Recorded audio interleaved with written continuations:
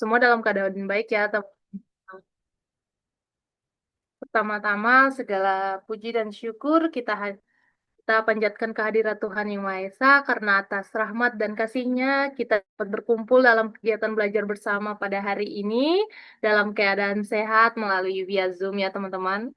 Perkenalkan, saya Christina Mause, mahasiswi keperawatan angkatan 2023 selaku moderator yang akan memandu jalannya kegiatan ini dari awal hingga akhir. Terima kasih kepada seluruh peserta yang telah meluangkan waktu untuk hadir dan belajar bersama pada kesempatan kali ini. Sebelum kita memulai kegiatan kita pada pagi hari ini, marilah kita menundukkan kepala sejenak untuk memohon berkat dan penyertaan Tuhan. Untuk itu, izinkan saya membawa doa pembuka. Doa yang akan saya bawakan yaitu menurut keyakinan saya itu Katolik. Teman-teman yang berkeyakinan lain mohon menyesuaikan. Berdoa dimulai. Dalam nama Bapa dan Putra dan Roh Kudus. Amin. Selamat pagi ya Bapa, Bapa yang penuh kasih, kami mengucap syukur kepadamu pada hari ini karena atas berkat dan penyertaan-Mu kami dapat berkumpul walaupun melalui media Zoom dalam kegiatan belajar bersama ini. Terima kasih Tuhan atas kesehatan, kesempatan, dan juga semangat yang Engkau berikan bagi kami semua. Tuhan, pada kesempatan ini kami akan belajar mengenai loneliness dan social isolation. Kami menyadari bahwa banyak orang di sekitar kami, bahkan mungkin diri kami sendiri, pernah merasakan kesepian dan keterasingan. Oleh karena itu, kami mohon penyertaan-Mu agar melalui kegiatan ini kami dapat memperoleh pengetahuan, pemahaman, serta hikmat untuk saling menguatkan dan peduli terhadap sesama. Kami juga berdoa untuk narasumber yang akan menyampaikan materi, kiranya Engkau memberkati setiap kata yang disampaikan sehingga dapat menjadi berkat dan menambah wawasan bagi kita semua. Berikan juga kepada kami hati dan pikiran yang terbuka agar dapat menerima setiap ilmu yang diberikan dengan baik. Ya Bapa, kiranya kegiatan belajar bersama ini dapat berjalan dengan lancar dari awal hingga akhir. Jauhkanlah dari segala kendala, baik teknis maupun hal-hal lain yang dapat mengganggu jalannya kegiatan ini. Kami serahkan seluruh rangkaian kegiatan ini ke dalam tangan-Mu. Di dalam nama Tuhan Yesus Kristus, kami berdoa dan mengucap syukur. Haleluya, amin.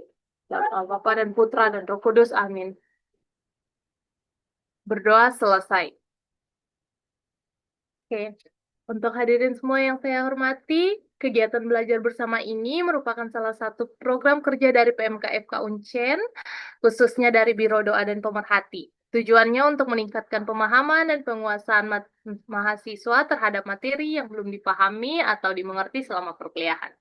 Nah, teman-teman, kegiatan belajar bersama kali ini itu bertujuan untuk menambah wawasan kita dan pemahaman kita tuh mengenai isu kesehatan mental, khususnya tentang loneliness dan social isolating yang saat ini sering dialami ya oleh berbagai kelompok usia dan yang paling vokal menyuarakan ya Gen Z kita sendiri ya teman-teman.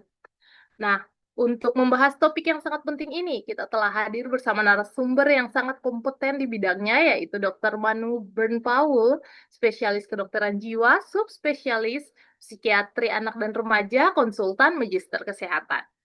Beliau akan menyampaikan materi dengan judul loneliness dan social isolating. Sebelum masuk ke materi, izinkan saya untuk membaca riwayat singkat beliau. Beliau bernama eh, dan bergelar Dr. Manu Bernpaul, spesialis kedokteran jiwa, subspesialis psikiatri, anak dan remaja, konsultan magister kesehatan, sudah menikah dan memiliki satu anak, lahir di Bandung 12 Mei 1976. Beliau menempuh sekolah dasar di SD Santo Yusuf Bandung, SMP di SMP Kristen Yahya Bandung, SMA di SMA Negeri 14 Bandung, dan menempuh sarjana kedokteran di Universitas Pajajaran, Fakultas Kedokteran.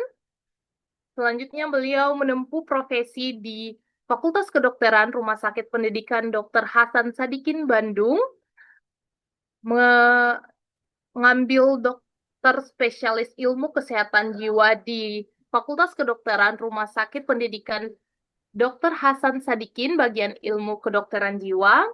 Beliau mengambil pendidikan magister kesehatan di Fakultas Kedokteran Rumah Sakit Pendidikan Dr. Hasan Sadikin Magister Kesehatan dan beliau mengambil subspesialis kedokteran jiwa anak dan remaja di Departemen Psikiatri FKUI RSCM Jakarta.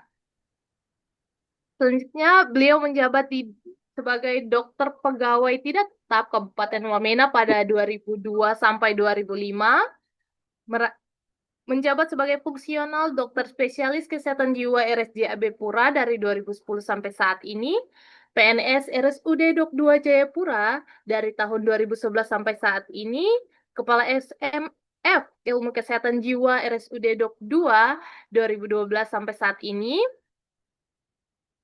menjabat sebagai dokter pendidik klinis ilmu kesehatan jiwa RSUD Dok 2 FK Uncen 2011 sampai saat ini dan juga konsultan psikiatri anak dan remaja RSJ Abepura sampai saat ini. Beliau juga mengikuti segudang workshop dan course serta organisasi yang eh, sangat-sangat berhubungan dengan materi hari ini ya, dengan pengalaman tersebut sehingga beliau sangat kompeten untuk membagikan ilmu kepada kita semua.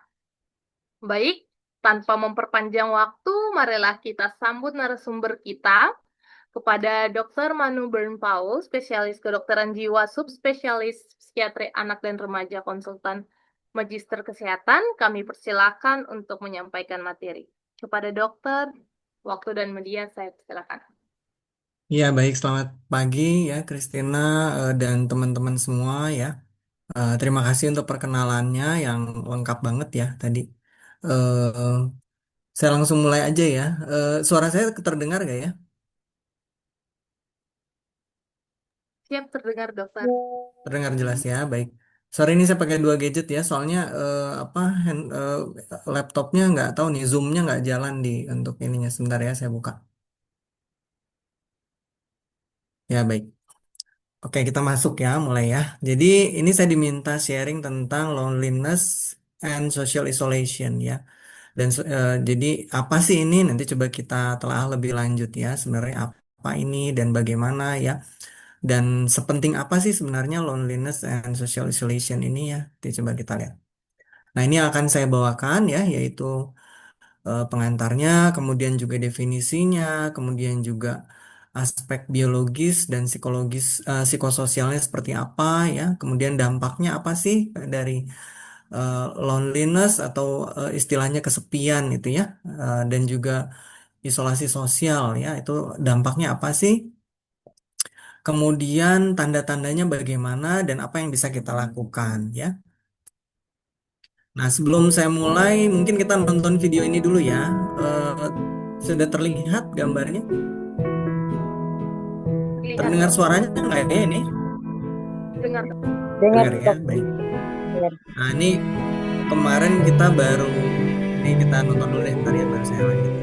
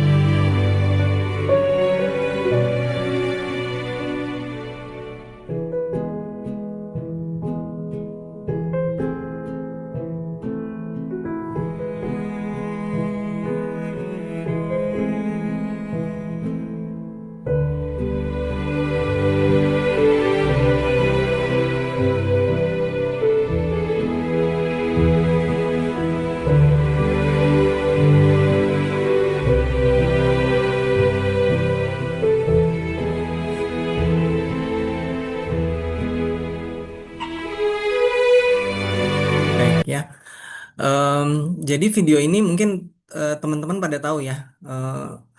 Ini tuh si Punch ya, monyet kecil yang ada di Jepang sana ya. Baru-baru ini dia viral banget ya karena dia itu lucu banget ya, dia maunya main sama boneka gitu ya di saat yang lain berkumpul dengan apa dengan keluarga-keluarga yang lain, dengan keluarga apa maksudnya monyet-monyet yang lain, tapi dia malah main sama boneka ya. Nah, kita tahu nih bahwa ternyata sebelumnya si Punch ini dia saat kecilnya, saat sejak lahirnya ternyata dia tertolak ya sama ibunya ya. Bahkan dia jadi lebih dan dia mengalami perundungan lah istilahnya ya di sama kawanan-kawanan yang lainnya ya. Karena memang mereka kan begitu ya kalau primata itu mereka selalu berkumpul dan harus apa terikat satu sama yang lain. Jadi kalau ada yang terlihat agak berbeda atau ada hal yang lainnya nanti mereka akan di apa istilahnya diisolasi ya.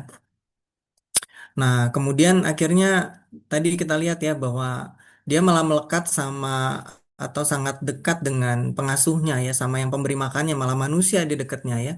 Nah, tapi kan nggak mungkin si manusianya tinggal di dalam kandang itu terus ya. Akhirnya para pengasuhnya monyet ini akhirnya primata ini akhirnya dia memikirkan gimana caranya. Nah, akhirnya mereka menyelipkan nih sebuah boneka boneka dan akhirnya ternyata dia mau dekat sama boneka itu ya.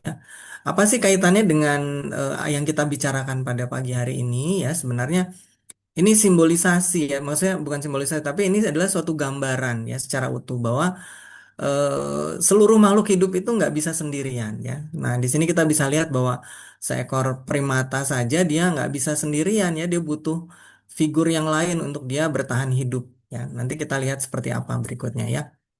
Nah, ternyata isu tentang isolasi sosial ya ataupun kesepian ya, ini sudah sangat mendunia ya. Bahkan ini ada di WHO ya dituliskan bahwa sekitar 16% dari populasi di seluruh dunia ini mengalami fenomena ini ya, yaitu isolasi sosial dan juga kesepian ya atau loneliness. Bahkan dituliskan bahwa 1 dari 6 orang itu mengalami perasaan ini atau mengalami fenomena ini ya, mengalami isolasi sosial dan juga ataupun juga loneliness. Dan sebagian besar populasinya ini terjadi pada usia remaja hingga dewasa muda ya, dan juga lansia ya, yaitu sekitar 36%-nya di penelitian yang sudah dilakukan di United Kingdom ya di Inggris. Di sana mereka sekitar 18 hingga 34 tahun usianya, yaitu 36% ya, cukup besar. Kemudian di Amerika sendiri penelitiannya menunjukkan bahwa perasaan kesepian ya, kesendirian itu sekitar 65% ya pada dirasakan oleh masyarakat ya di sana ya. Di Indonesia sendiri gimana nih? Nah, kebetulan belum ada penelitiannya nih. Teman-teman boleh deh kalau mulai mau mencoba meneliti ya sebenarnya bagaimana sih fenomena loneliness dan juga social isolation di Indonesia nih, boleh nih jadi ide ya. Nah, kemudian bahkan di WHO sendiri menuliskan ya bahwa dampaknya tuh sangat besar terhadap kondisi fisik ya, bahwa kondisi kesehatan secara umum dan juga terhadap kesehatan jiwa ya, dan juga bisa memberikan berdampak hingga mengakibatkan kematian ya pada 870.000 dari populasi ya di sini, dan mengurangi harapan hidup ya. Jadi loneliness dan social isolation itu bukan cuma sekedar fenomena yang kita bisa anggap ya itu sesuatu yang hanya harus dipenuhi dihibur-hibur aja atau misalnya kita melakukan maksudnya dianggap sepele gitu ya. Ternyata dia bisa sampai menurunkan angka harapan hidup ya, bahkan memberikan beban juga nih terhadap beban untuk pembiayaan kesehatan secara umum ya. Maka itu di WHO sendiri bahkan ada suatu badannya ya. Jadi Commission on Social Connection ya disebutnya ya. Jadi WHO membuat suatu badan karena begitu bermasalahnya ya kondisi ini ya. Jadi bisa berdampak ke depannya itu terhadap populasi masyarakat dunia, sehingga dibuat suatu komisi koneksi sosial istilahnya. Jadi agar manusia selalu bisa terkoneksi dengan baik dan mencegah perburukan dari masalah isolasi sosial dan juga kesepian ini ya. Nah, sebenarnya apa sih loneliness dan social isolation ini ya? Ternyata loneliness dan social isolation, saya mulai pakai bahasa Indonesia aja ya supaya lebih mudah ya di ini ya dipahami ya. Loneliness atau disebut juga dengan kesepian itu adalah suatu perasaan subjektif ya. Jadi ini suatu fenomena yang berbeda ya antara loneliness dan antara kesepian dan juga isolasi sosial ya. Itu adalah suatu fenomena yang berbeda ya. Jadi kalau kesepian itu adalah suatu perasaan subjektif ya dari individu, yaitu tidak terpenuhinya suatu relasi sosial. Jadi sifatnya itu kualitas ya. Jadi suatu subjektif itu jadi sesuatu yang dirasakan secara langsung oleh individu tersebut. Jadi kalau misalnya kita bilang bahwa saya merasa hampa, saya merasa kosong, nah itulah yang disebut dengan kesepian ya. Jadi betul-betul sungguh-sungguh dirasakan oleh individu tersebut. Nah, kalau social isolation atau isolasi sosial itu bagaimana? Kalau isolasi sosial itu adalah suatu kondisi objektif. Jadi, apa yang dilihat atau apa yang dinilai ya. Jadi, kalau isolasi sosial itu kita melihatnya ya. Jadi, misalnya kita melihat oh, orang ini cenderung sendirian aja nih, cenderung nggak banyak temennya misalnya ya, cenderung memang menutup diri misalnya kita bilangnya begitu ya atau cenderung nggak banyak bergaul misalnya kita bilang begitu kelihatan temennya nggak banyak misalnya gitu ya. Nah itu adalah objektif jadi apa yang kita nilai atau apa yang kita lihat ya tapi apakah orang yang terisolasi secara sosial itu mengalami loneliness nah ini belum tentu ya nah itu juga yang perlu diingat ya jadi belum tentu orang yang mengalami yang terlihat gak banyak temen tapi dia merasa kesepian nah belum tentu ya maka itu eh, kesepian dan juga isolasi sosial itu adalah suatu fenomena yang berbeda ya jadi kalau kesepian itu adalah suatu kualitas relasi disebutnya gitu ya secara subjektif apa yang dirasakan apa yang dialami ya sementara kalau social isolation atau isolasi sosial itu adalah kuantitasnya jadi seberapa banyak nih terlihatnya seseorang memiliki koneksi sosial gitu ya. Jadi yang satunya kualitas, kalau kesepian, kalau yang satunya lagi isolasi sosial adalah kuantitasnya ya. Nah, kita pahami lebih jauh ya sebenarnya bagaimana sih kesepian atau loneliness tadi dan isolasi sosial ini ya. Jadi ternyata memang ini adalah suatu fenomena kita sebagai suatu individu makhluk hidup ya. Bahkan Aristoteles menuliskan bahwa manusia itu tidak mungkin hidup sendirian ya, bahwa ini tuh sebagai suatu makhluk sosial istilahnya ya. Jadi manusia itu pasti harus bersosialisasi ya. Sebentar ya, sebentar. Jadi pasti harus berinteraksi sosial ya. Bahkan sejak lahirnya pun ya tadi kita lihat ya contohnya primata saja begitu ya sejak lahirnya pun dia harus ada interaksinya ya dengan individu lainnya dengan makhluk lainnya ya sampai dia tidak melihat lagi bahwa itu makhluk hidup yang sama atau tidak bahkan digantikan boneka pun dia nggak masalah yang penting ada ya. Nah, bahkan dalam ini kalau kita hubungkan dengan salah satu ini ya literatur sejarah yang paling lama nih ya dari Bible nih kita lihat ya dari Kejadian 2 ayat 18 tuh dituliskan bahwa tidak baik kalau manusia itu seorang diri saja. Aku akan menjadikan penolong baginya yang sepadan dengan dia. Jadi tidak baik ini kita lihat ya bahwa di dalam Alkitab sendiri dituliskan bahwa tidak baik itu termasuk kata pertama yang dituliskan ya bahwa jadi begitu pentingnya bahwa manusia itu memang nggak mungkin sendirian ya mengesankan seperti itu ya bahwa dituliskan bahwa tidak mungkin manusia itu bisa bertahan dalam kesendiriannya ya. Dan ini memang kita lihat ya bahwa dalam perjalanan manusia dalam perjalanan sejarahnya ya sejak masa lampau sejak hidupnya ada ya manusia itu memang perlu memenuhi kebutuhan hidupnya ya baik dari untuk dia kebutuhan fisiknya untuk dia survive untuk dia hidup ya makan ya bertahan dari dari cuaca yang buruk misalnya ya atau binatang buas misalnya eh, dia harus hidup dan itu tidak mungkin dia lakukan sendirian ya maka itu butuh interaksi satu dengan lainnya. Em, Nah, ini interaksi ini yang menjadi suatu koneksivitas antara satu individu dengan individu yang lainnya ya. Dan pada saat terjadi keterpisahan, di situ akan muncul perasaan-perasaan tidak nyaman ya atau kesepian tadi ya. Dan perasaan kesepian ini bisa berdampak pada siapapun. Jadi tidak melihat bahwa latar belakangnya dia kepribadiannya apa atau dia status ekonominya atau kita melihat bahwa kondisi budayanya apa tidak. Tapi ini dapat dapat berdampak pada siapapun. Karena ternyata setelah ditelaah lebih lanjut perasaan ini atau fenomena ini ya perasaan kesepian itu rasa kesepian itu adalah bagian dari aspek biologis ya. Nah, kita lihat lebih lanjut ya aspek dari biologisnya seperti apa. Nah, jadi ternyata itu adalah suatu aspek biologis yang membuat manusia bisa bertahan hidup ya. Jadi rasa kesepian itu adalah suatu warning atau suatu tanda isyarat ya. Jadi ada isyarat bahaya bahwa ini nih perlu dilakukan sesuatu karena tadi ya pada dasarnya manusia nggak mungkin hidup sendirian. Jadi dia harus bertahan hidup. Nah, jadi pada saat dia merasa sendirian tadi, maka akan terstimulasi lah harus melakukan sesuatu ya. Nah, ini jadi ada aspek biologis yang terlibat di situ ya. Nah, bagaimana aspek neurobiologisnya? Nah, di sini saya coba jabarkan ya. Jadi semuanya itu berawal em, dari stimulus eksternal ya disebutnya seperti itu ya. Stimulus eksternal di sini kita bisa lihat ya. Ada ekstroseptif, ada introseptif. Jadi ada stimulus dari luar, ada juga stimulus dari dalam tubuh kita ya, baik berbentuk emosi maupun perasaan ya yang akan eh, yang akan diterima oleh otak kita ya, oleh neuron-neuron di otak kita sebagai suatu disebutnya neuron prediction. Jadi memprediksi ya. Jadi pada saat kita merasakan suatu perasaan tidak nyaman atau kesepian tadi warning tadi ya, kita nah itu adalah suatu stimulus ya yang akan diterima oleh neuron-neuron di otak kita yang akan diprediksi. Nah, kita akan diprediksi untuk melakukan suatu tindakan ya. Nah, tindakannya itu apa? Tindakannya itu adalah tindakan sosial ya. Jadi tindakan untuk melakukan suatu interaksi sosial.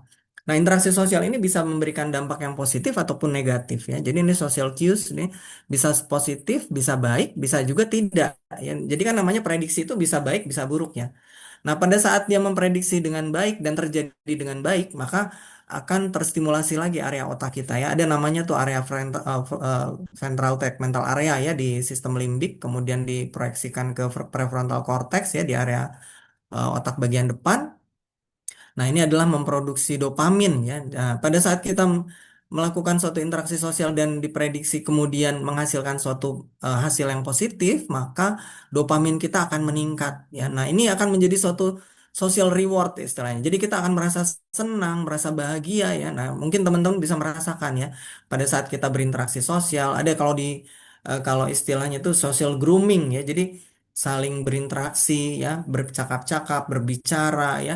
Bahkan kalau sekarang sudah lebih canggih ya, bentuknya bukan saja langsung berinteraksi, berbicara, tapi juga bisa lewat media sosial, misalnya begitu ya.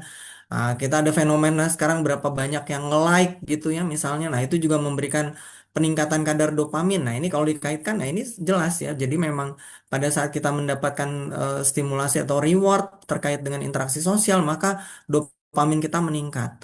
Nah, pada saat peningkatan dopamin ini akan dipelihara istilahnya ya, akan diperkuat atau dipertahankan dengan adanya stimulasi ke area orbitofrontal cortex tuh ya di area otak bagian depan bagian tengah ya dengan peningkatan kadar oksitosin ya. Nah, jadi peningkatan neurotransmitter ini akan mempertahankan perasaan bahagia, perasaan senang dan akan dikuatkan lagi untuk mencari penguatan reward sosial tadi ya.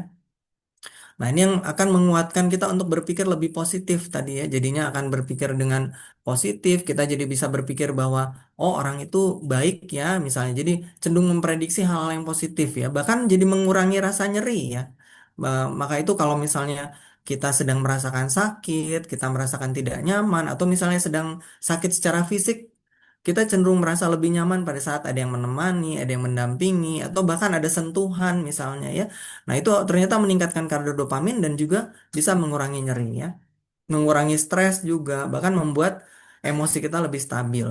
Nah, penguatan-penguatan ini akan membuat kita mencari kembali untuk reward sosial tadi. Jadi semakin menguatkan individu atau manusia untuk penguatan mencari reward sosial ya. Jadi mencari interaksi sosial yang berikutnya gitu ya. Nah, sebaliknya jika tadi ya prediksi untuk interaksi sosial tadi bermuatannya justru negatif dampaknya misalnya pada saat dia akan berinteraksi ternyata dijauhi misalnya atau dia mengalami hal yang tidak nyaman ya, maka justru yang teraktivasi adalah area yang lainnya ya yaitu area anterior cingulate cortex di sini ya. Nah, di sini akan meningkatkan kadar norepinefrin, menurunkan kadar serotonin ya dan juga justru akan meningkatkan ada yang disebut dengan social pain di sini. Jadi ada rasa nyeri, ada ketidaknyamanan secara sosial. Yang dilanjutkan lagi akan eh, berlanjut lagi nanti eh, distimulasi ke area sistem limbik ya, amigdala di situ ya. Dan ini akan memperkuat bias-bias kognitif nih. Jadi pola pikirnya pun jadi cenderung negatif ya. Jadi cenderung jangan-jangan kalau saya berinteraksi nanti gini nih, nanti dia menjauh nih. Ah, pasti dia ada maksud buruknya nih, atau dia ada niat yang apa nih gitu ya. Jadi cenderung pikiran-pikiran yang negatif pada saat social cues-nya itu tadi, pada saat prediksi untuk berinteraksi sosialnya negatif ya. Nah, dampak berikutnya apa? Ternyata di sini akan mempengaruhi dari sistem hipotalamus, hipofisis, adrenal aksis. Ya, kita tahu bahwa sistem ini akan meningkatkan kadar kortisol ya. Nah, kortisol ini akan meningkatkan eh, mengakibatkan peningkatan sistem dari sistem pertahanan tubuh kita ya untuk inflamasi, untuk peradangan. Maka itu nanti akan terjadi penurunan sistem imun ya, maka itu juga nanti akan mengakibatkan ini yang berhubungan dengan gangguan-gangguan fisik tadi ya, yang makanya di WHO dituliskan tadi akan mengakibatkan masalah dari kesehatan secara umum ya, jadi menurunnya daya tahan tubuh ya, mengakibatkan gangguan kardiovaskuler ya, bahkan hingga meningkatkan resiko untuk kematian ya. Bahkan kalau misalnya kita lihat, makanya dikaitkan juga dengan apa penyakit-penyakit kronis ya, karena stres, karena tertekan. Nah, inilah yang berhubungan dengan dampak negatif tadi ya dari jika negatif social cues tadi berlangsung berkepanjangan atau berlangsung lama ya.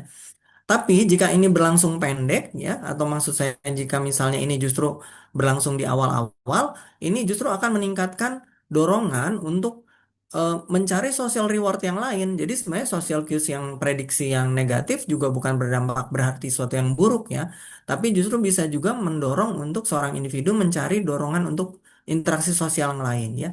Namun jika memang ini gagal dan ini tetap berlangsung secara negatif, secara berterus-menerus ya, bahkan di sini dituliskan berlangsung lebih dari 3 bulan hingga 6 bulan ya. Nah, ini akan menetap dan akan mengakibatkan hormon-hormon stres yang meningkat dan mengakibatkan dampak yang negatif ya.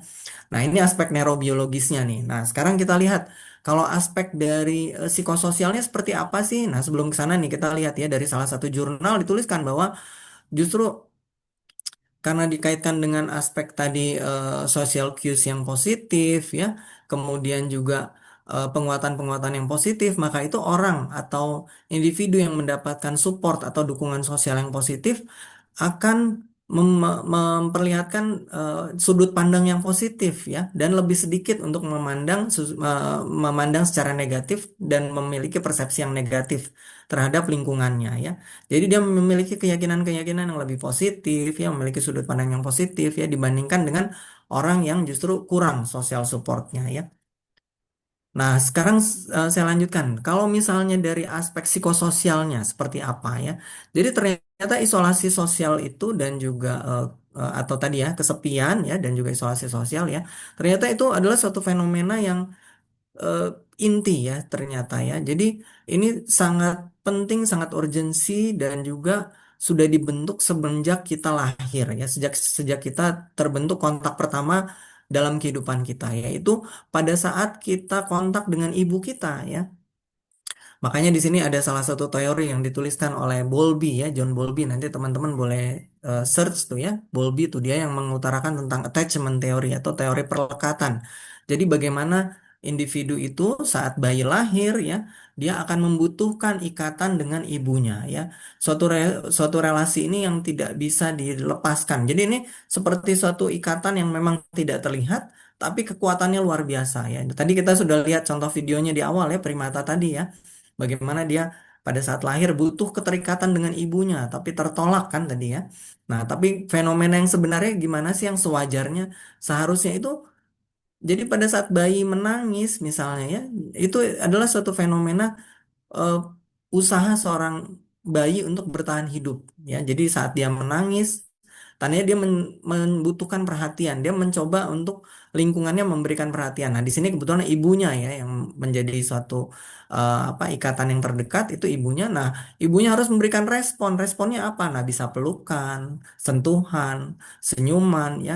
Nah, di saat yang lain ibunya pun sebagai individu makhluk sosial ya, dia membutuhkan untuk memberikan sentuhan dan juga dia membutuhkan untuk memberikan perhatian. Makanya ikatan antara ibu dengan bayi di sini ini adalah suatu relasi sosial pertama dari manusia ya, di mana relasi sosial ini suatu bentuk relasi yang resiprokal istilahnya. Jadi suatu relasi yang timbal balik saling membutuhkan, tidak bisa dipisahkan ya. Jadi ini dan suatu relasi ini eh, relasi yang berlanjut secara terus-menerus dan sangat menentukan bagaimana individu tersebut, jadi bagaimana bayi tersebut nanti akan meregulasi emosinya, terbentuk emosinya seperti apa ya. Itu sangat ditentukan bagaimana bentuk relasi pertama ini terjadi ya. Jadi pada saat ibu bisa memberikan pelukannya, memberikan sentuhan, memberikan senyuman ya, kemudian menenangkan misalnya ya. Kita ingat kalau kita kecil misalnya ya, saat bayi misalnya digendong-gendong sambil nyanyi misalnya ibunya ya, atau memberikan ASI ya, saat diberikan ASINya sambil dengan penuh ketenangan, bayi juga bisa mendengarkan denyut jantung ibunya ya. Itu suatu irama ya, dikatakan bahwa irama denyut jantung ibu itu seperti suatu irama yang menenangkan untuk bayi ya. Nah, ikatan ini akan membentuk suatu bentuk ikatan emosional antara ibu dengan bayi. Di saat yang sama bayi juga belajar ya. Jadi anak tersebut belajar untuk membentuk satu emosi yang nyaman, dan ini menentukan bagaimana nanti dia akan menjadi individu yang seperti apa dan berinteraksi sosial seperti apa. Jadi sebenarnya ini proses belajar nih ya. Jadi kita pahami dulu ini sebagai suatu proses belajar bagaimana individu dari sejak bayi itu kita akan belajar berinteraksi sosial dengan makhluk sosial lainnya. Yang kebetulan di awal ini yang mengajarkan kita adalah ibu kita sendiri ya. Jadi ini disebut dengan internal working model. Jadi pengalaman-pengalaman yang dialami oleh bayi dengan ibunya itu akan menjadi suatu pengalaman internal yang akan diekspresikan pada masa-masa kehidupan berikutnya ya. Nah, di sini kita bisa lihat ya. Nah, jika pengalaman ini berlangsung dengan baik, ini yang disebut dengan secure attachment atau perlekatan yang nyaman ya. Jadi relasi ibu dengan bayi yang berlangsung dengan nyaman ini akan menjadi suatu perlekatan yang nyaman, yang aman. Individu yang terbentuk dengan kondisi yang seperti ini akan menjadi suatu individu yang merasa aman, nyaman ya. Di sini kita bisa lihat nih mata rantainya seperti kuat atau kokoh ya. Dia menjadi suatu individu yang mampu beradaptasi secara sosial ya, mampu meregulasi emosinya, bisa menjaga bisa menjaga relasinya ya dengan lingkungannya ya. Dia bisa tadi ya, jadi kognitifnya pun menjadi suatu kognitif yang positif dalam memandang relasi sosialnya ya, sehingga juga dia mampu dalam menghadapi stres atau tekanan ya, kemampuan adaptasinya jadi jauh lebih baik ya. Nah, sebaliknya individu yang bentuk relasi tadi dengan ibunya ya sejak dini misalnya dia tidak mengalami suatu relasi yang nyaman ya, dia merasa terancam, misalnya dia merasa tertolak ya, misalnya seperti itu ya, kayak tadi tuh ya kita lihat tadi video di awal tadi ya, maka ini disebut dengan insecure attachment ya. Jadi karena pengalaman relasional antara ibu dan bayi tadi ya, tadi pengalaman bayi dalam membentuk suatu relasi sosial yang pertama tadi, pengalamannya tidak nyaman, itu akan membentuk suatu perasaan-perasaan kecemasan ya, merasa tidak percaya diri ya, suatu kesulitan untuk meregulasi diri, meregulasi emosinya, sehingga kesulitan untuk membentuk suatu relasi sosial pada masa-masa mendatang ya. Nah, maka itu sangat penting nih ya, dari aspek psikologis bagaimana sih seorang individu eh, bisa berinteraksi sosial, bisa karena untuk berinteraksi sosial kan tentu butuh regulasi emosi ya, bentuk kemampuan adaptasi. Nah, ini perlu dipelajari, dan ternyata dari Bowlby tadi menjelaskan sejak masa dini, sejak bayi itu ternyata perlu untuk suatu bentuk relasi itu terjalin dengan baik sebagai proses belajar dari bayi tersebut atau dari kita sebagai individu untuk di masa dewasanya. Kita lihat contohnya ya, apa yang terjadi This sebenarnya pada saat experiment, which I eh, watched through a two-way mirror, is relasi itu designed to terjadi gauge dengan how baik. Nah, ini secure kita lihat is the videonya ya di crucial sini ya. relationship between mother and child. Ini adalah suatu relasi yang normal atau relasi yang baik. Ini kita lihat pada anak usia 3 tahun bagaimana dia dengan ibunya bermain Value of the bersama test ya. has been established in studies that would watch a child, 1-year-old, and then follow it up and interview them about their relationships to their parents when they were 21 years old. Nah, di sini dilihat ya bahwa dengan ibunya We're dia quite bermain confident in bersama the ya, dia long-term tenang ya. Ini anak usia significance of sekitar this 2 tahun ya. relationship. 2 ke 3 tahun nih. Jadi dia bisa After several minutes main, play, dia nunjuk the mother is ke signaled to leave permainan the yang room. sedang dimainkan ya. Nah, di sini diberikan tanda agar ibu meninggalkan anaknya ya. Kita lihat reaksinya seperti apa.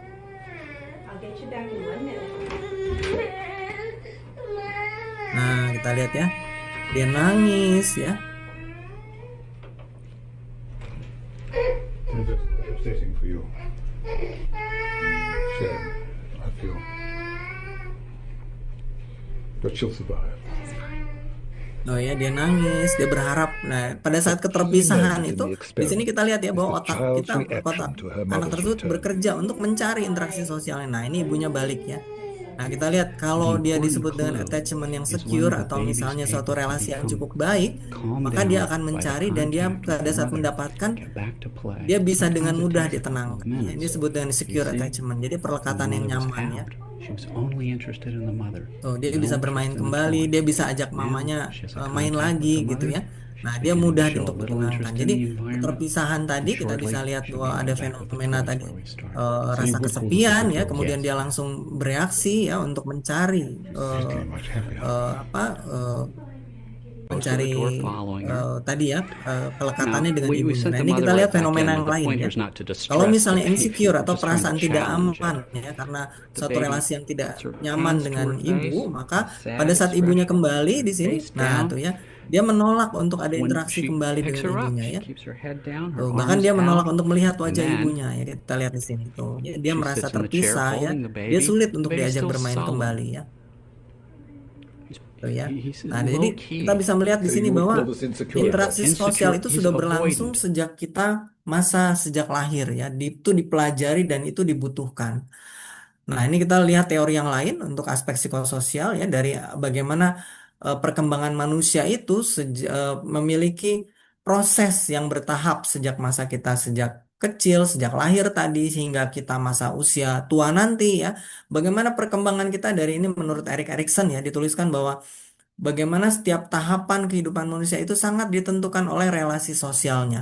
Bagaimana relasi sosial itu menentukan akan menjadi individu yang seperti apa kita dan bagaimana kita eh, berjalan atau berkembang sebagai pribadi yang bagaimana itu sangat ditentukan dengan relasi sosial kita ya. Bahkan di sini bagi berdasarkan tahapan-tahapannya ya. Di sini kita lihat ada dari dari apa sejak masa masa infansi ya jadi dari masa eh, anak awal ya di situ ada disebut dengan trust bagaimana perasaan percaya itu terbentuk tadi kita lihat bagaimana dari kalau misalnya kebutuhan-kebutuhan anak bisa dipenuhi maka akan terbentuk rasa percaya emosinya bisa diregulasi dengan baik.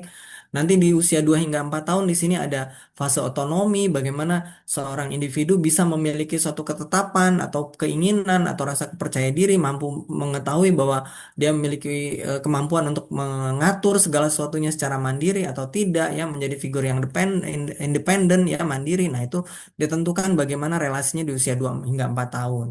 Di usia prasekolah di sini 4 hingga 5 tahun, bagaimana muncul perasaan inisiatif, ya mulai ada eh, atau justru sebaliknya justru cenderung merasa bersalah. Nah, itu bagaimana relasi dia di usia prasekolah tuh 4 hingga 5 tahun tandanya relasi anak dengan orang tuanya, dengan ayah dan ibunya dan juga dengan kakaknya di dalam keluarga ya.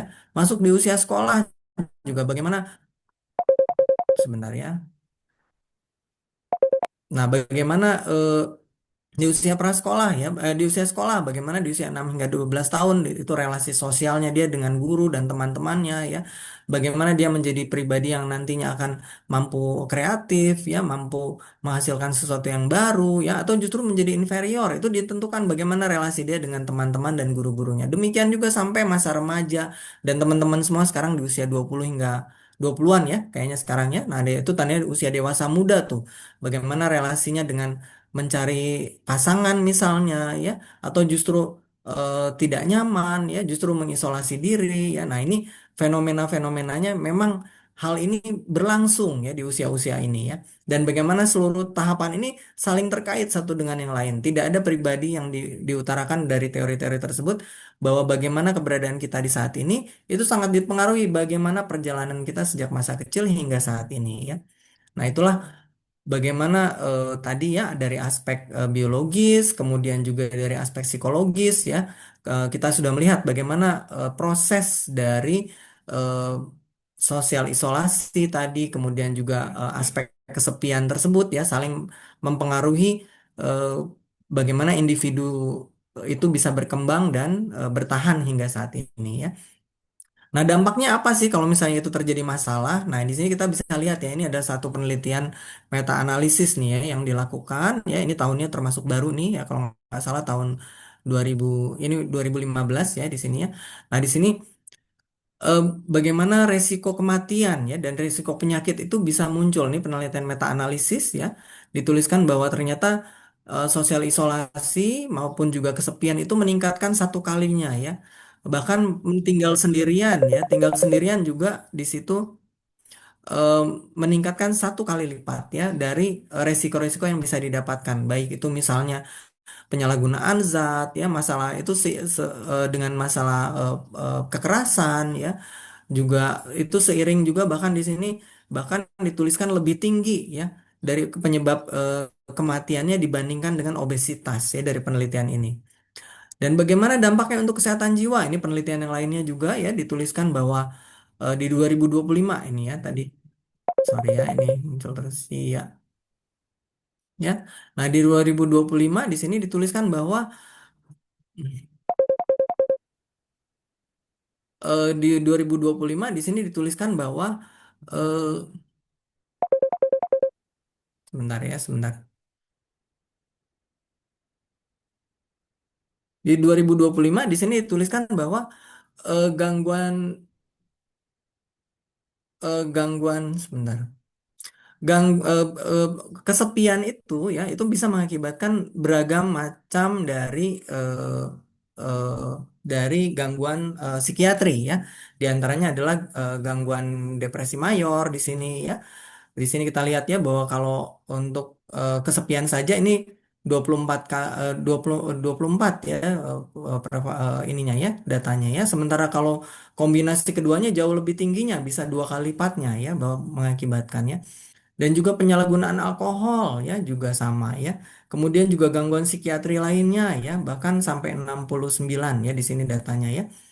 Jadi eh, eh, dari gambaran ini kita bisa melihat bahwa dampak dari kesepian yang berkepanjangan ya harus ingatnya itu ya. Jadi kesepian yang berkepanjangan yang berlarut-larut ya dan tidak berhasil ya untuk membentuk satu interaksi sosial yang baru itu akan berdampak banyak gangguan-gangguan ya bisa aspek kesehatan fisik maupun juga kesehatan jiwa.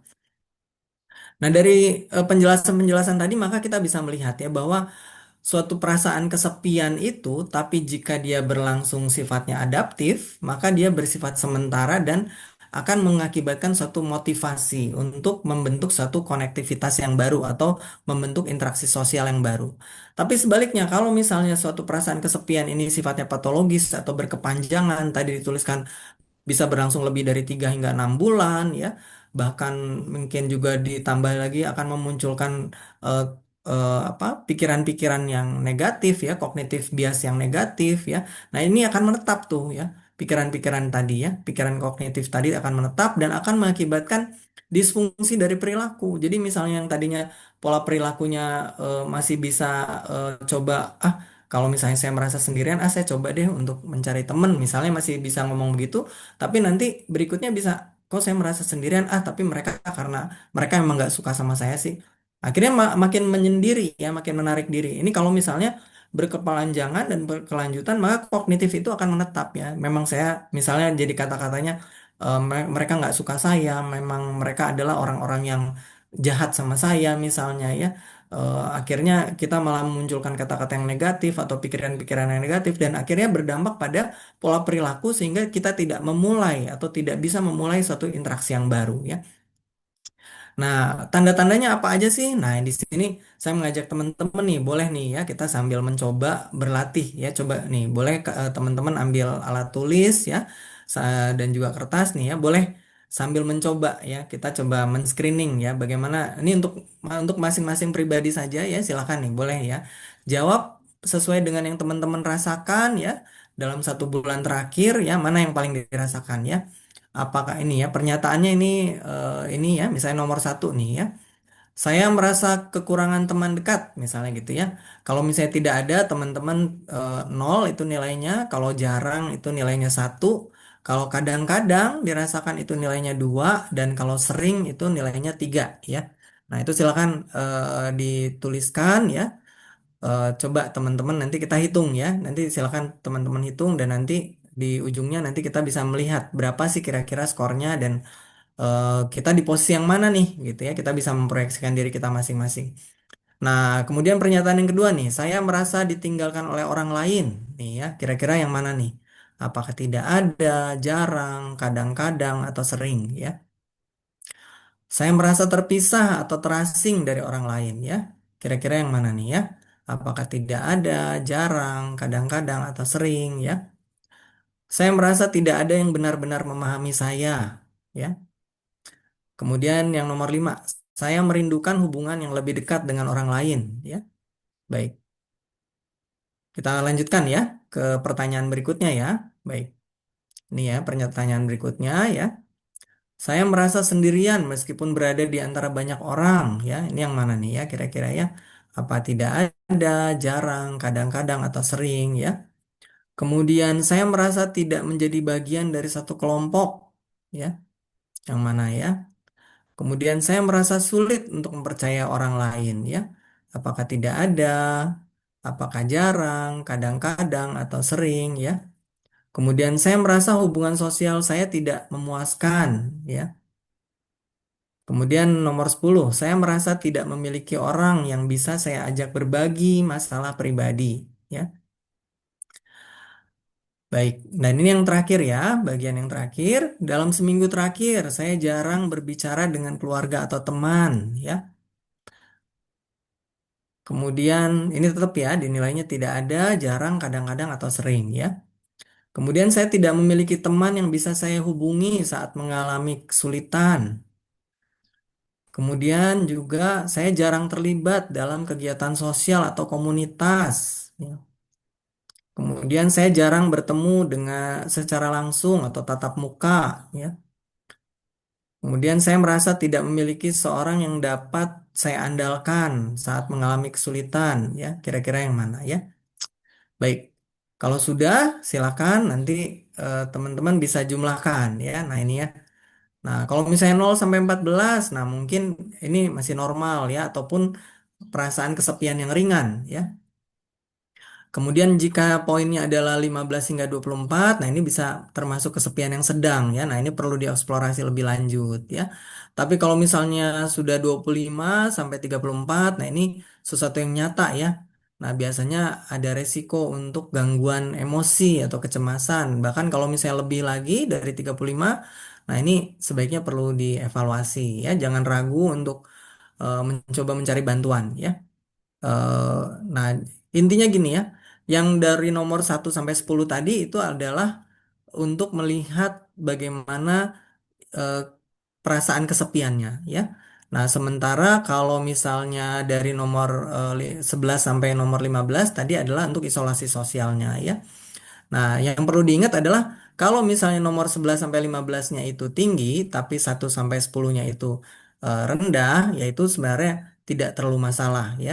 Tapi kalau misalnya dari nomor 1 sampai 15-nya cenderung memang nilainya tinggi, nah itu memang eh, tandanya ada loneliness, ada kesepian dan juga ada isolasi sosial ya.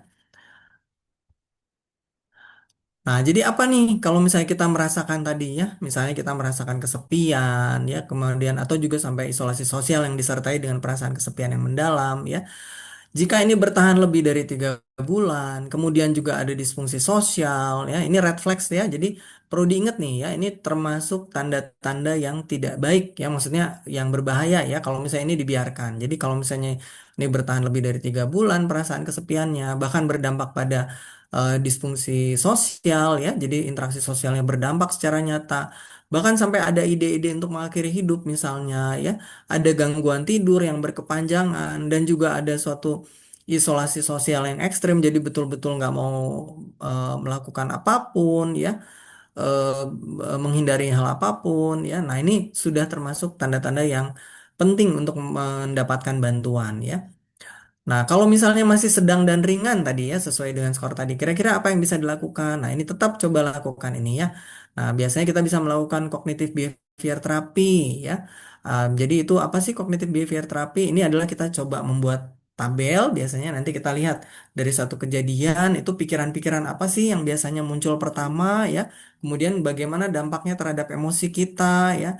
Nah, kemudian kita tuliskan berikutnya adalah pikiran apa yang kira-kira bisa mengkompensasi pikiran yang tadi pertama kali muncul ya. Biasanya ini adalah pikiran yang lebih rasional, lebih realistis ya, yang kemudian akan membuat emosi kita lebih nyaman ya.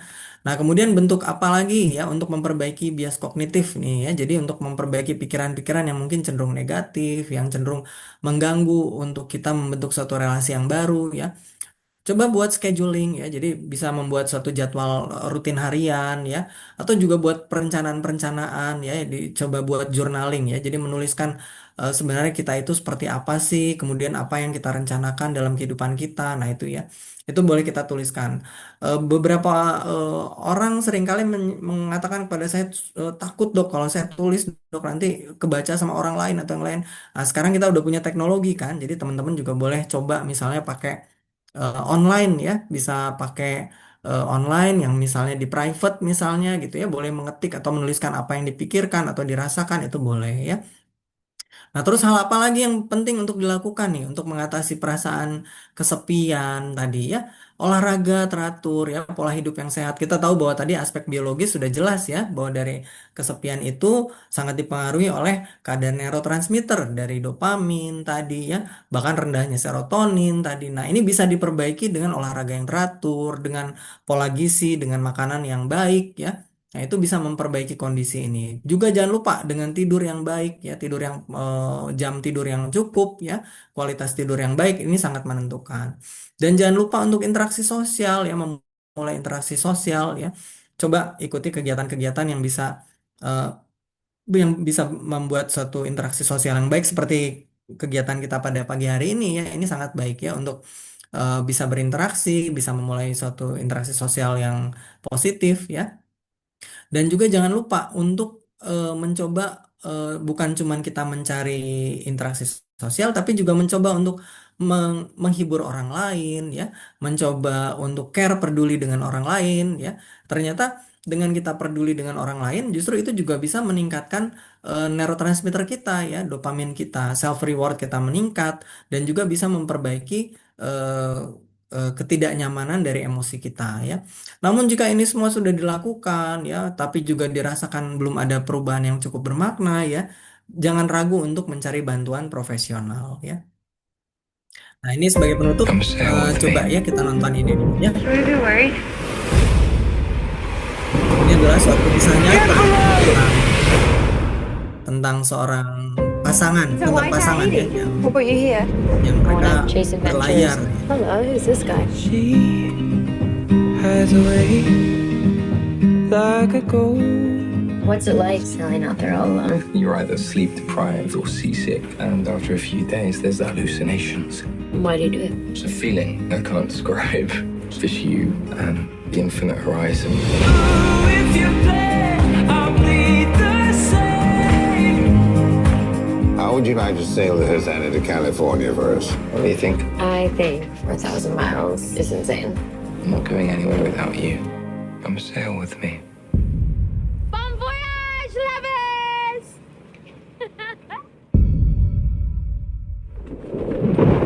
Hurricane Raymond has taken an unexpected turn and has been upgraded to a Category 5. We need to make sure everything's secure. Don't worry.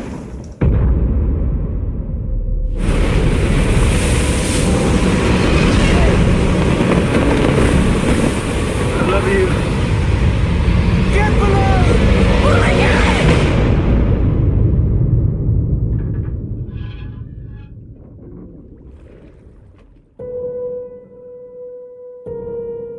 Richard! Richard! It's gonna be okay. I'm gonna take care of you.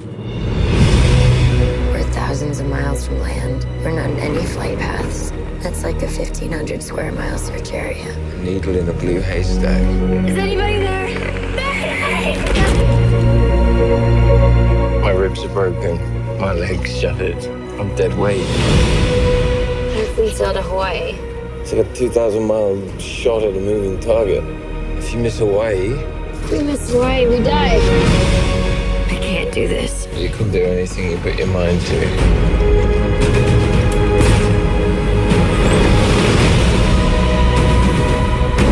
I sailed halfway around the world to find you. I'm not letting you go.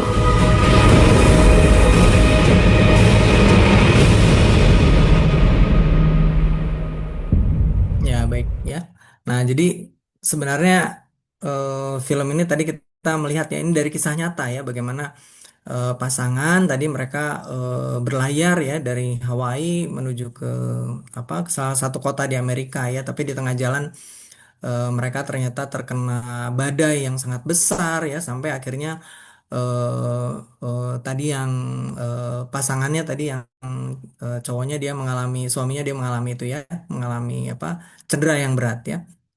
Plot twistnya nih yang nanti akhirnya adalah yang memang ternyata yang selamat akhirnya ya tadi ya kita lihat tadi yang istrinya tadi berjuang ya dia sampai akhirnya dia selama 1 bulan ya mereka terkatung-katung ya di laut dan akhirnya selamat. Dan apa yang membuat istrinya selamat di sini ternyata adalah suaminya ya. Tapi yang perlu diingat suaminya ternyata sudah tidak ada ya. Jadi ternyata sepanjang perjalanan tadi setelah badai tadi suaminya itu ternyata sudah meninggal dan hilang ya di lautan ya. Tapi istrinya tadi karena membayangkan atau dia saking kuatnya ya ikatan dia dengan suaminya jadi dia termotivasi dan dia membayangkan seolah-olah suaminya itu masih ada ya dan memperkuat dia untuk memotivasi dia untuk menolong suaminya sampai apa sampai di selama 1 bulan itu ya untuk bertahan hidup ya.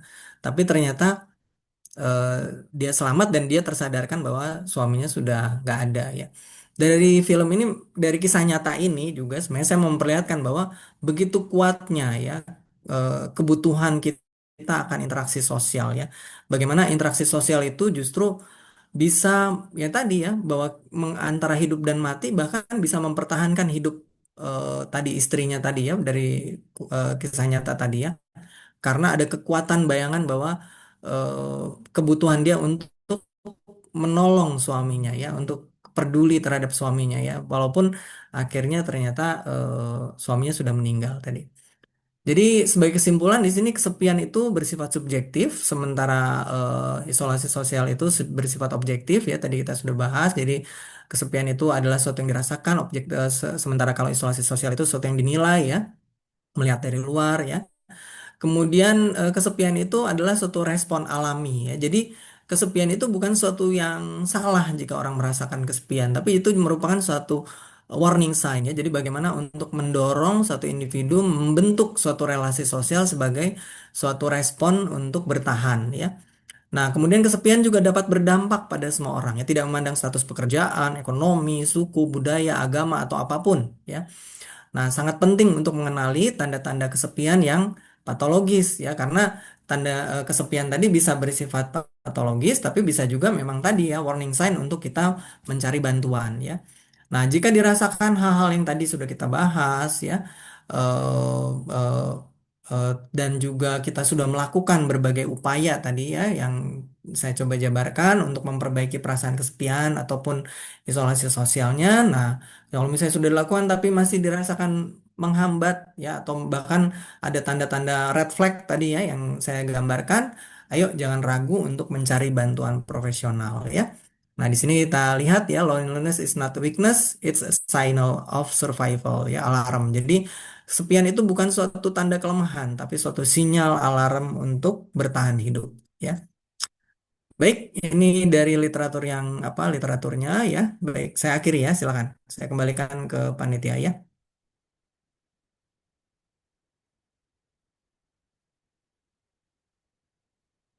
Baik, terima kasih banyak dokter. Wah, luar biasa sekali teman-teman. Saya boleh minta teman-teman munculkan stiker tepuk tangan buat dokter. Ini materi yang sangat luar biasa yang mungkin sebagian dari kita sangat sering ya merasakan kesepian atau bahkan ketika melihat teman-teman kita atau dalam satu circle ya yang kita sering sebutnya satu circle gitu, tiba-tiba ada yang main bareng, pasti kita merasa kayak kok kita sendiri. Jadi dari hal-hal sekecil itu pasti kita pernah merasakannya, teman-teman. Nah, kita masuk di sisi berikutnya, yaitu diskusi tanya jawab. Nah, dari materi yang luar biasa ini, mungkin teman-teman muncul ada pertanyaan-pertanyaan. Ini merupakan forum yang sangat bagus nih, karena bisa langsung ditanyakan oleh expertnya, oleh dokter. Silakan teman-teman, jika ada pertanyaan boleh raise hand.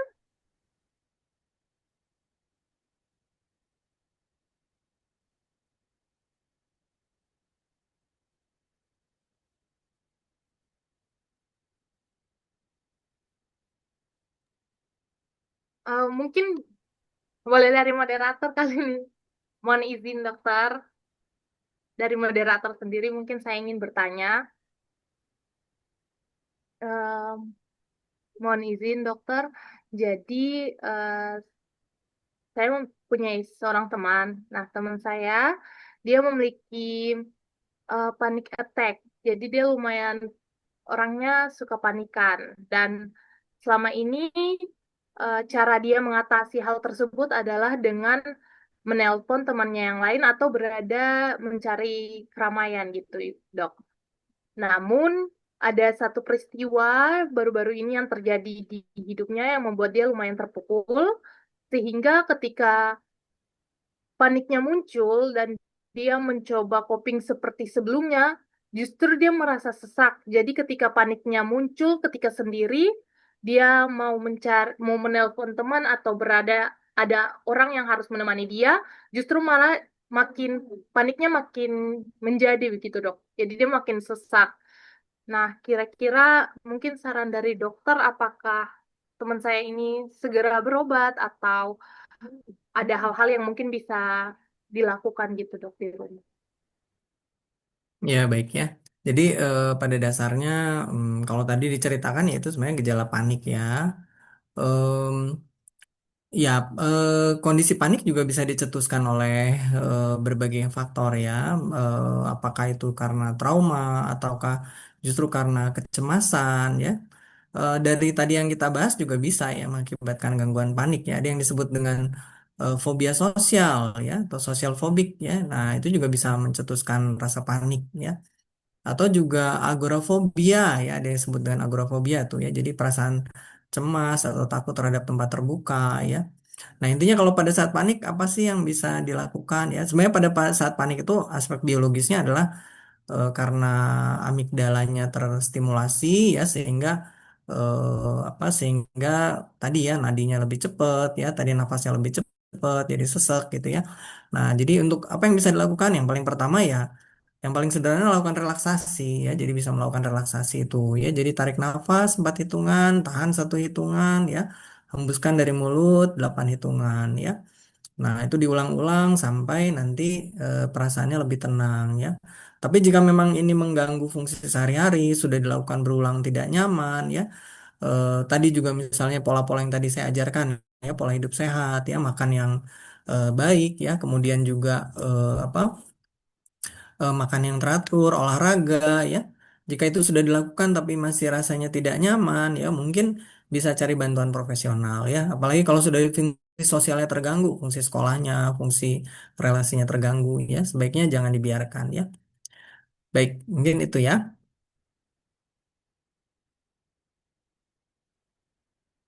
Baik, terima kasih banyak, dokter.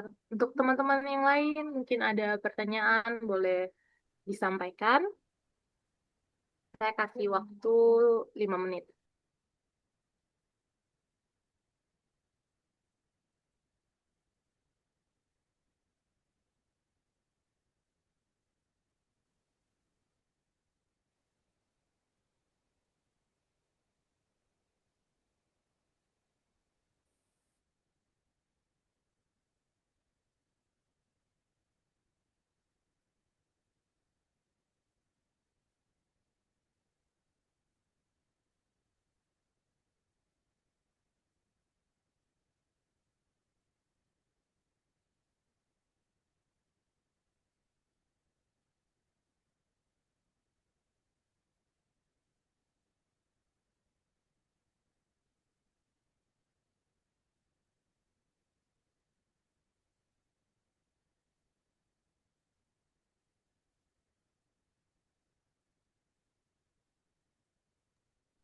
Izin moderator, saya mau bertanya.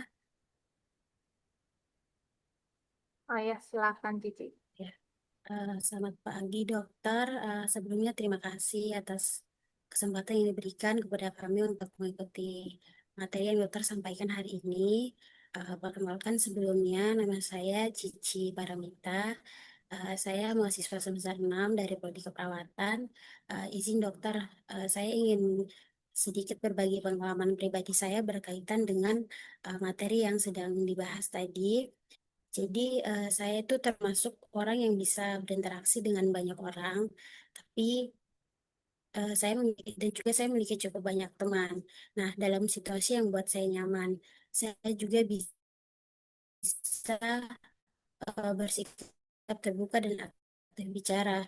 Tapi dalam situasi yang tidak yang membuat saya tidak nyaman itu saya cenderung lebih diam, dokter. Nah, benar-benar nyaman dan dipahami oleh beberapa orang saja. Selain itu, ketika saya menghadapi kesulitan atau masalah, saya biasanya tuh tidak menceritakan kepada orang lain dan saya lebih memilih menyelesaikannya sendiri karena saya merasa bahwa saya harus bisa mengenalkan diri saya sendiri. Nah, berdasarkan saya punya kondisi tadi, dokter, saya ingin bertanya, apakah seseorang yang punya banyak teman dan tetap berinteraksi secara sosial itu eh, dan juga memiliki masalah pribadi, namun hanya merasa dipahami oleh beberapa orang saja itu bisa dikatakan mengalami loneliness atau justru hal tersebut tuh masih dalam kondisi yang normal atau bukan isolasi sosial, dokter. Ya, baik. Jadi pada dasarnya kalau perasaan kesepian tadi ya atau loneliness itu kan perasaan subjektif ya. Jadi tergantung tadi siapa Cici ya, tergantung Cici sendiri ya secara subjektif apa yang dirasakan ya. Kalau memangnya perasaan itu muncul ya itu bagian dari eh, memang tandanya memang betul loneliness ya, tapi juga bukan berarti suatu yang patologis pasti ini harus suatu masalah enggak ya, karena kan tadi sudah kita definisikan ya, loneliness yang patologis itu jika bersifat menetap ya, berlangsung lebih dari 3 bulan ya, kemudian ada tanda-tandanya tadi kan ya, jadi seperti kognitifnya justru jadi negatif misalnya ya. Kemudian juga bahkan sampai berdampak negatif pada kehidupan atau pada fungsi sehari-hari ya eh, itu tandanya bagian dari mungkin yang patologis ya. Tapi kalau misalnya tidak masih bisa berfungsi, bisa bisa berinteraksi ya, kemudian juga bahkan eh, tidak mengganggu fungsi sehari-harinya ya tandanya eh, nggak masalah ya tandanya ya. Dan atau justru mendorong untuk kamu mencari interaksi sosial yang lain ya atau yang baru atau mempertahankan interaksi sosialnya itu bagus tandanya kan gitu ya. Baik, itu mungkin ya dari saya ya. Dokter, terima kasih. Ya. Apakah masih ada lagi? Boleh bertanya kepada dokter.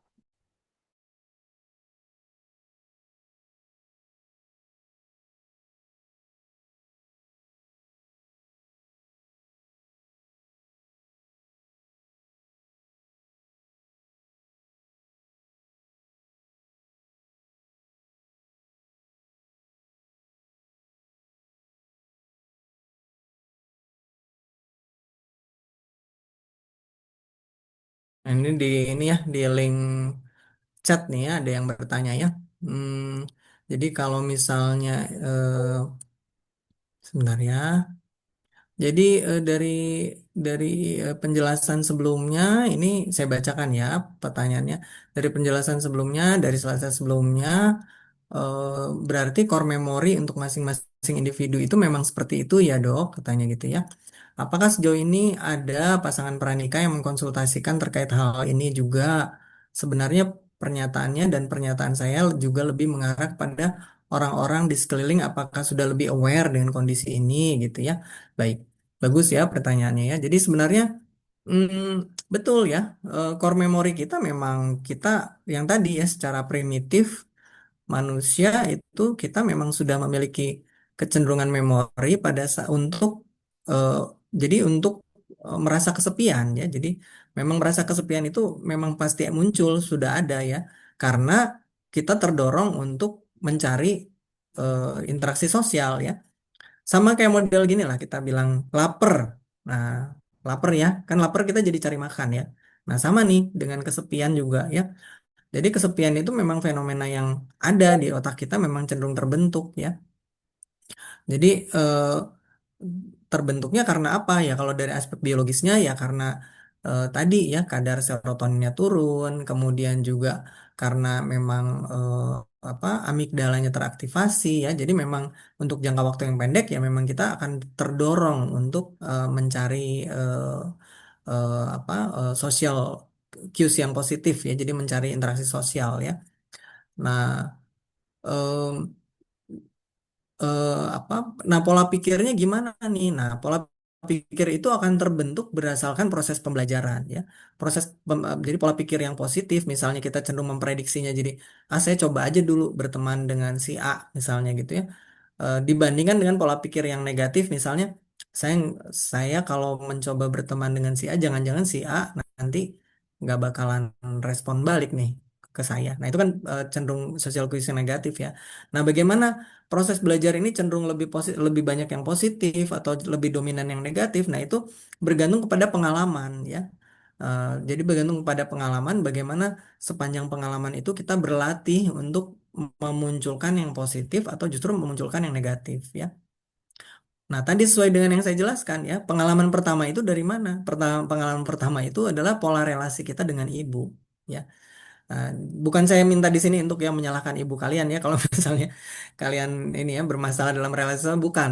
Cuman maksud saya di sini secara teorinya adalah bagaimana kita pola relasi itu justru belajar pertama adalah dari ibu.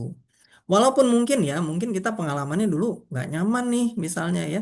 Terus sekarang akhirnya kita cenderung punya social cues-nya cenderung biasanya negatif nih, cenderung kita berpikirnya aduh cenderung yang buruk-buruk.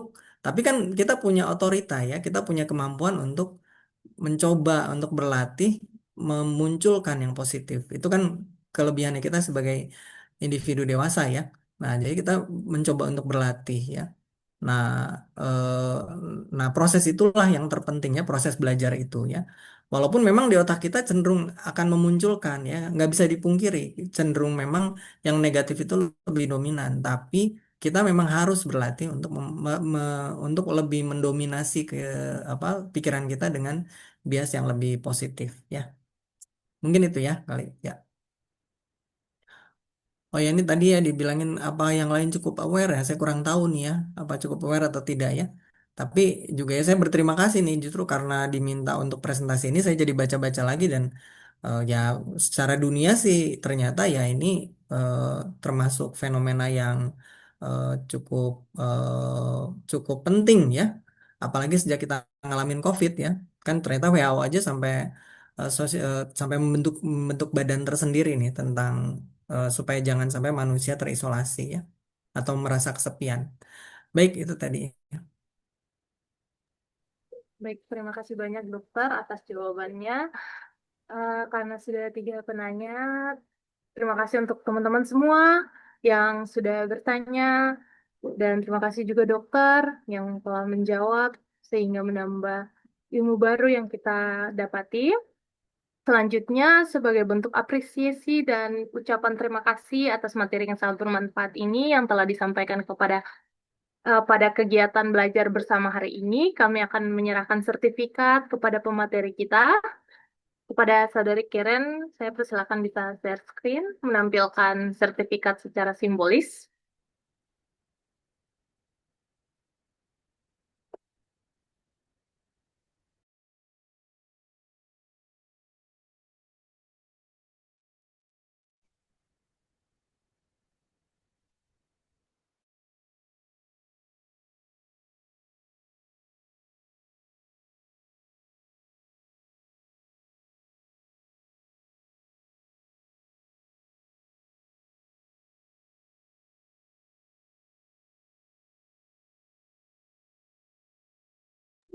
Izin, izin dokter, ini merupakan sertifikat yang kami buat untuk dokter. Terima kasih banyak dokter ya telah membawa materi loneliness dan social isolation ini kepada kita.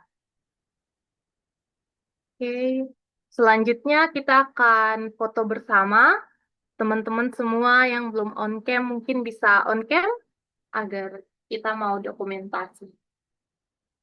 Ayo tunjukkan muka-mukanya yang cantik-cantik dan ganteng-ganteng ini.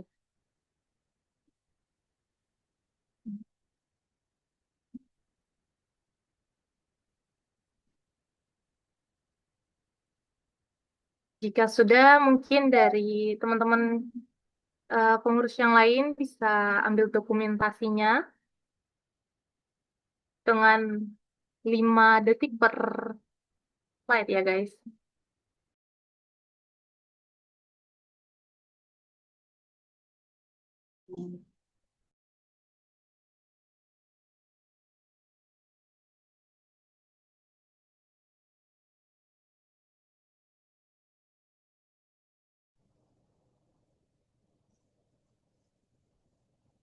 Baik, untuk slide yang pertama, 1, 2, 3. Oke, yang kedua,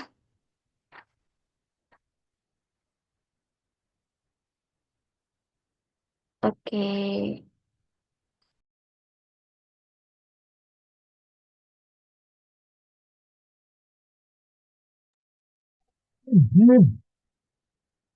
Oke, teman-teman semua hadirin yang saya kasihi hari ini, demikian rangkaian kegiatan belajar bersama pada hari ini.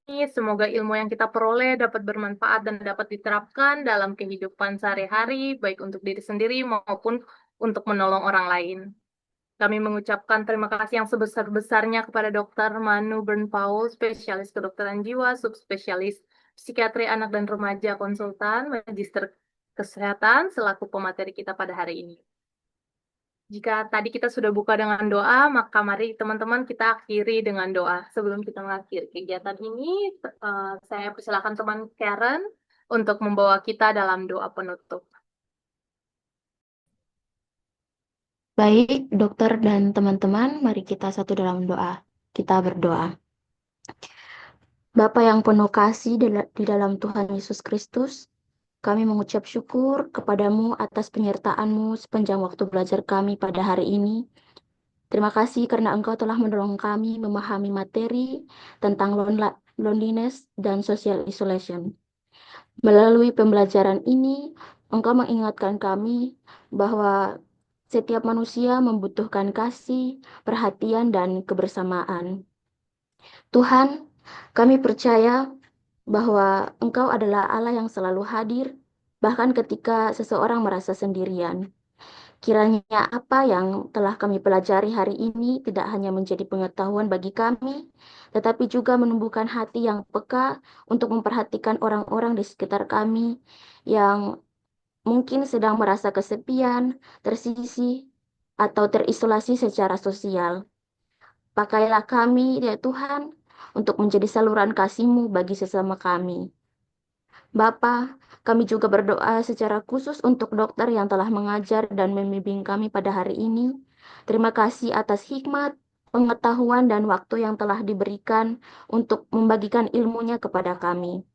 Kiranya Engkau memberkati setiap pelayanan dan pekerjaannya, memberikan kesehatan, kekuatan, serta hikmat yang terus bertambah, sehingga ia dapat terus menjadi berkat bagi banyak orang, khususnya dalam dunia kesehatan dan pendidikan. Bapa, berkatilah juga setiap kami yang telah mengikuti pembelajaran hari ini. Tolonglah kami agar dapat mengingat, memahami, dan juga menerapkan apa yang telah kami pelajari dalam kehidupan kami sehari-hari dan dalam pelayanan kepada sesama. Kami menyerahkan seluruh hidup dan langkah kami ke dalam tangan-Mu. Di dalam nama Tuhan Yesus kami, di dalam Tuhan kami Yesus Kristus kami berdoa dan mengucap syukur. Amin.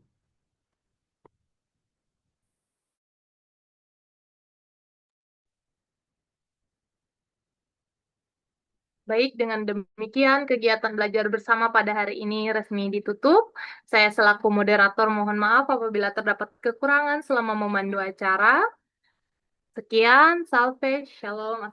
Wassalamualaikum warahmatullahi wabarakatuh. Salam sehat dan sampai jumpa pada kegiatan berikutnya teman-teman semua. Terima kasih yang telah hadir.